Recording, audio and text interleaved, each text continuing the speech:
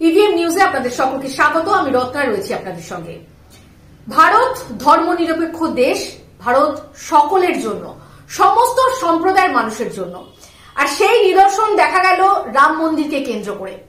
রাম মন্দিরে যেভাবে সকল ধর্মের মানুষ একত্রিত হয়েছেন এবং রামলালার দর্শন করছেন, তা থেকে এটা পরিষ্কার যে ভারতের মানুষজন যেভাবে সকলে মিলে একসাথে মিলেমিশে থাকতে পারে, তা এটা দেখেই কিন্তু বোঝা যাচ্ছে।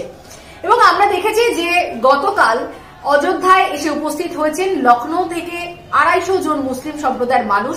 তারা 350 কিলোমিটার পথ পায়ে হেঁটে অতিক্রম করে সেখানে এসেছেন এবং তারা একটি ব্রত নিয়ে সেখানে এসেছেন। 6 দিন ধরে তারা পায়ে হেঁটে এসেছেন এবং এই যে ব্রত সম্পন্ন করেছেন রামলালার দর্শন করে, এবং তাদের যেভাবে উন্মাদনা, উৎসাহ, উদ্দীপনাকে ব্যক্ত করেছেন, তারা যেভাবে আনন্দ প্রকাশ করছেন এবং রামলালার দর্শন পেয়ে তারা যেভাবে নিজেদেরকে ধন্য মনে করছেন, তা থেকে কিন্তু বোঝা যাচ্ছে যে এইভাবে যেভাবে বলা হয়েছিল যে দুটি সম্প্রদায়ের মধ্যে দাঙ্গা লেগে যাবে এই রাম মন্দির উদ্বোধন হলে, রাম মন্দিরকে কেন্দ্র করে, তা একেবারেই কিন্তু মিথ্যা প্রমাণ হলো।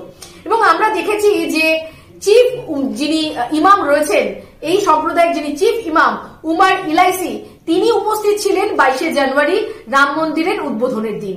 আর সেই উদ্বোধনের দিনে তিনি শুধুমাত্র উপস্থিত নয়, তিনি রামলালার দর্শনও করেছেন। আর এই দর্শন করাতে তার বিরুদ্ধে ফতোয়া জারি করেছে তাদেরই সম্প্রদায়ের মানুষ।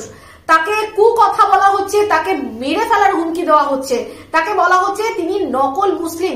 তিনি কেন ধর্মকে প্রাধান্য দিল না, তিনি রাষ্ট্রের হয়ে তিনি কেন সেখানে উপস্থিত হলেন, অথচ তিনি বলছেন যে তিনি এই রাম মন্দিরে উপস্থিত থাকতে পেরে নিজেকে ধন্য মনে করছেন, তিনি শান্তির বার্তা দিতে গিয়েছিলেন। এবং এই যে 250 জন মানুষ সেখানে এসেছেন লখনৌ থেকে, তাদের বিরুদ্ধেও কিন্তু ফতোয়া জারি করা হচ্ছে, তাদের বিরুদ্ধেও বিভিন্ন রকম ভাবে কথা বলা হচ্ছে তারা বিজেপির মুসলিম মানুষ, বিজেপির দলের লোক, এবং তারা যে তাদেরকে নন মুসলিম বলা হচ্ছে, নকল মুসলিম বলা হচ্ছে। ফলে এক শ্রেণীর মানুষ তারা সবসময় চায় যে এই বিষয়টাকে নিয়ে একটা গন্ডগোল বাঁধাতে।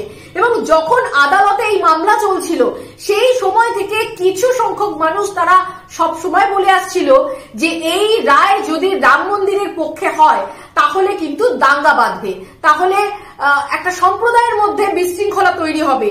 ফলে এই সমস্ত কিছুকে বানচাল করে দিল, এই সমস্ত চাল কিন্তু বানচাল হয়ে গেল।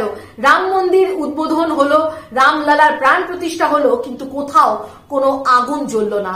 আজ এই জায়গায় দাঁড়িয়ে যেভাবে সকল ধর্মের মানুষজন তারা রাম মন্দিরে আসছেন, লক্ষ লক্ষ কোটি কোটি পুণ্যার্থী তারা আসছেন, দর্শন করছেন, তারা দেখছেন না যে তারা কোন সম্প্রদায় থেকে আসছে। এবং এই যারা এসছেন লখনৌ থেকে, তারা দাবি করছেন যে তারা রামচন্দ্রের বংশজ। অর্থাৎ বুঝতেই পারছেন যে কিভাবে তারা নিজেদেরকে শ্রী রামের চরণে অর্পণ করার চেষ্টা করছেন, অথচ কিছু সম্প্রদায়ের মানুষ তারা এই বিষয়টাকে নিয়ে রাজনীতি এখনো পর্যন্ত করে যাচ্ছে। সনাতন হিন্দু ধর্মকে বিভিন্ন রকম ভাবে আক্রমণ করছে, সনাতন হিন্দু ধর্মকে এইডস, ম্যালেরিয়া, ডেঙ্গুর সাথে তুলনা করছে, এই ধর্মকে উচ্ছেদ করার চেষ্টা করছে।